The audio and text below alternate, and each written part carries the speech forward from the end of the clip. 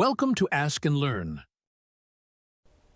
Hi everyone, so what we have is a shower head that has a volume flow rate of 13.3 liters per minute, and there's a new shower head that only uses 10.5 liters per minute of water. So what we're assuming is that each person takes a 5-minute shower, and then there are 4 people in this family, and we know the final temperature that the water is being heated to is 42 degrees Celsius, and we're asked to vary the input temperature from 10 to 20 degrees Celsius. And what we're asked to solve for is the energy savings as we vary that temperature between 10 and 20 degrees Celsius.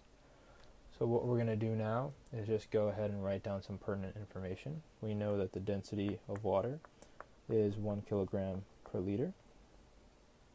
And we also know the specific heat of water is 4.18 kilojoules per kilogram degrees Celsius.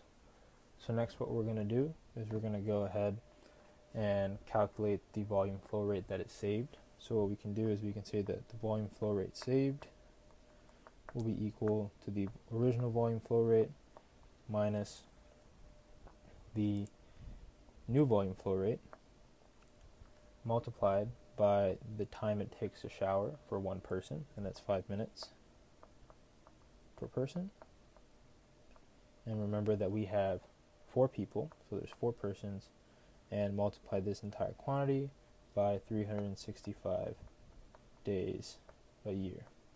And what this gives us is that we've saved the total volume flow rate equal to 20,440 liters per year.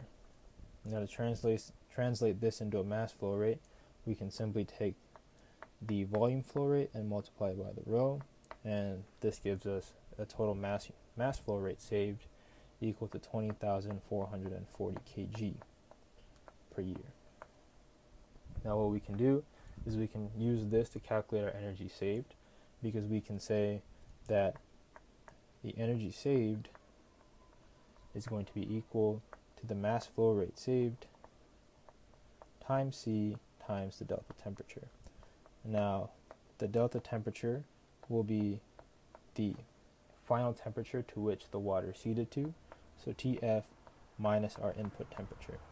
Now remember, the input temperature is what we're changing to see how this affects the energy saved. So by changing this from 10 to 20 degrees C on this plot here, we can see the effect on the total energy that's saved. So on the x-axis we have the inlet temperature, which goes from 10 to 20 degrees Celsius. And on the y-axis we have the energy saved in kilowatt hours per year. So as you can see, as the inlet temperature goes up, we actually end up saving less kilowatt hours, and this shows a negative relationship between these two variables.